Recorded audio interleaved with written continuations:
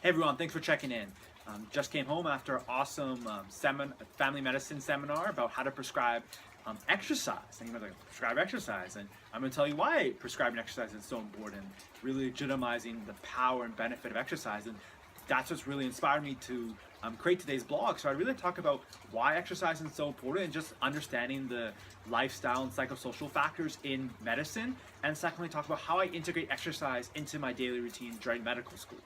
So first of all, everyone, lifestyle factor is really that important, and you have to remember, and it's something I've always harped about, and I'm really happy that UBC focus on, is that there's two aspects, right? There's the biomedical disease, and then there's the illness, and they do overlap. Like if you have a Venn diagram, they do overlap, but they don't all 100% overlap. There's aspects that are covered in the illness that are not necessarily part of the biomedical disease, and there's stuff that's part of the biomedical disease that don't actually cause suffering. So it's really important to be aware of that. And UBC has done a great job in exam questions. For example, you have a patient with a disease. The disease particularly doesn't matter.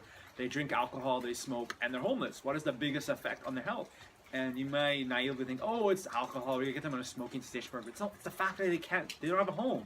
And it's really important to not forget about that. And we had an awesome case today where a patient was trying to get more active. They decided to run a marathon, but they didn't try to do it slowly, work on the strength and flexibility concurrently with the endurance training, and they got a bad injury, and they lost a lot of weight, felt better, but then they weren't able to sustain it, which is really what motivates me to create sustainable athletics, because I find a lot of stuff in fitness is bullshit and dogma, but that's the sales pitch behind. But so he got injured, then 10 years later you see him, typical older male, doesn't like to come to the family medicine very often, family doctor, excuse me, and BMI shot up now. Before he's a little bit overweight, before he lost his weight, has been able to exercise, very sedentary, now clinically defined as obese based on BMI, and I could go on about the measure of BMI, has early pre-diabetes, blood pressure is high, and dyslipidemia. So a lot of factors here, and it's, yes, you could treat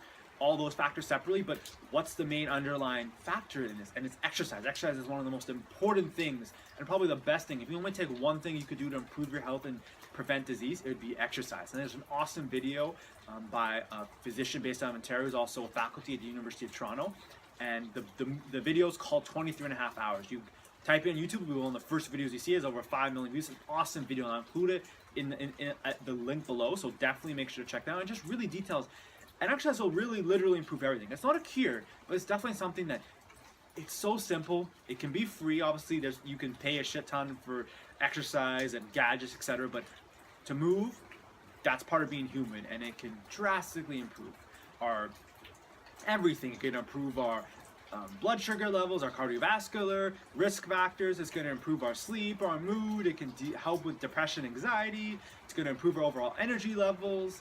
So you definitely want to moving, right? And I want to talk about now how to integrate exercise when you're a super busy lifestyle, right? Because that's one of the biggest barriers, right? It's not understanding, you understand the risk of being sedentary, and now you understand the benefits of exercise. But we have to also understand, okay, what are your barriers to not being able to exercise? And a major one is time. Like, I don't have time to go to the gym, which is understandable, right? If you're commuting an hour and you have to take a 5-10 minute trek each way to the gym, and then the gym's busy, or it's too expensive, etc., or you don't feel like going, the gym has no appeal, and you got to move away from exercise is going to a gym. Exercise is movement. We can do movement anywhere, and it's really the first step. And any really kind of cutting edge researcher in this field about how to promote exercise adherence and get people moving, because it's such a problem. Sedentariness is on the rise. Obesity is on the rise. And the amount of people with multiple chronic diseases are on the rise, right? And it's having high intensity, long bouts of exercise in the weight room, playing different sports is excellent. But first thing, we gotta break sedentariness. So integrate movement into your life. So I always park the car as far as possible. I have to walk as much as possible. In between classes, I make sure I'm walking and getting outside and get on the LSC. And then for the next level, it's find ways to make it interesting. So for me, being a Division I NCAA athlete, I'm kind of sick of the weight room. There's times I go in the weight room, I have fun, but I find it kind of boring because I've had such a narrow focus from high school to college, where I was just focus on a specific goal and trying to train for that, and you're very specific in the training. So I really like general training. I've gone through gymnastics, yoga, tai chi, all these different, a lot of body weight, calisthenics, and find what's interesting, what compels you to do it. And it doesn't have to be expensive, right? And it's something that you're actually going to do, because you can have the best exercise plan in the world. If you're not going to do it, it doesn't matter, right? And it's not about being super specific and all this stuff, right? It's just have something you're going to do, integrate in daily life, break up the periods of sedentariness, and just find a way to integrate it. And you have to be realistic about how to sustain it, right? So some people can be gung-ho for 2 weeks. I'm gonna go to the gym every day for 2 hours. That's not sustainable, right?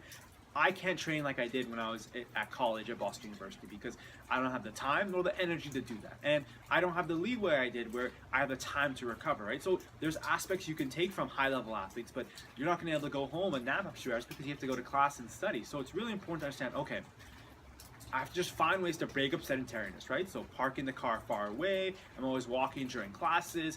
I might do a couple of squats, the back of the lecture, kind of pace up and down, throw in some push-ups. Just find ways to move, right? And then when you do find an exercise that's compelling to you. There's no best exercise. Anybody who says they found the one solution in life is complete bullshit, because there's no one answer, right?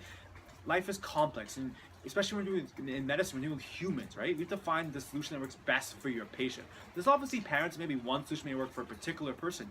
You cannot say that yoga is the best exercise ever, or swimming is the best exercise ever, or running is the best exercise ever. The best exercise is the one that speaks to you, makes you feel good, and that you enjoy, right? So exercise is one of them. So I just want to wrap things up, because I know I kind of be blabbering off, and this is something I'm really passionate about, but exercise is probably the most important thing. And if you could take one thing, it's probably the most bang for buck. So it's not the best, again, there's no the best or the worst, or there can be some things that are pretty bad, but not the worst. But I like to get sidetracked, but that's beside the point. So exercise really gives you great bang for your buck. It does a whole breadth of things, right? So you definitely, if you're not exercising, you need to exercise.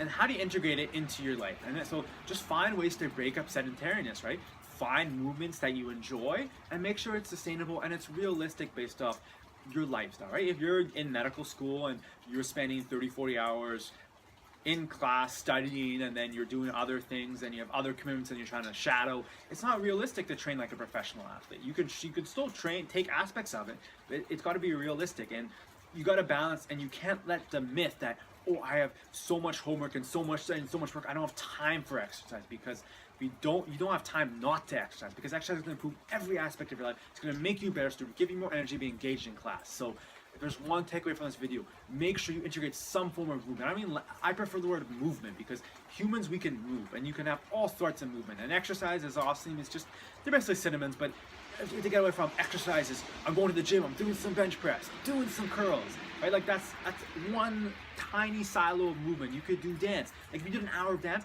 that's probably a harder workout than doing a traditional just arms day at the gym where you see all the guys in front of the mirror. So find something that speaks to your heart, enjoy, and get moving. So thank you for watching this video. Hope you enjoyed it. If you did, please give it a big thumbs up, and make sure to subscribe to continue following my journey through medical school. Thank you.